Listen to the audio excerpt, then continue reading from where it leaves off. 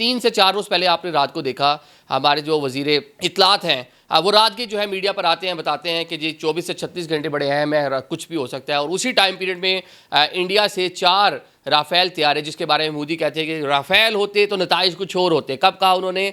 जब हमने देखा कि स्विफ्ट रिटॉर्ट अभिनंदन वाले वाक़े के बाद कि राफ़ेल अगर हमारे पास होते, पब्लिक गैदरिंग में उन्होंने ऐलान किया, तो आज नताइज कुछ और होता। जो 4 राफ़ेल वहाँ से उड़ते हैं और उनका मूड कोई पाकिस्तान में आके कोई दरअंदाजी या पाकिस्तान में आके कोई ना कोई सर्जिकल स्ट्राइक या फर्जिकल स्ट्राइक, तो एम यही था उनका।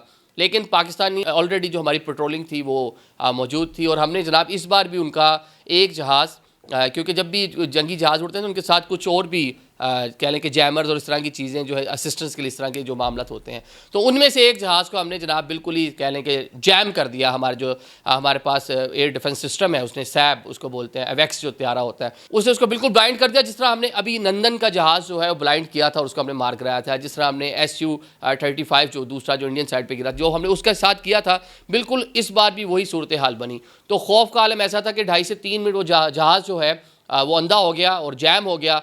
तो बाकी जहाज़ जल्दी से भाग गए और उन्होंने जब जो भी कार्रवाई करना चाह रहे थे तो उन्होंने नहीं की।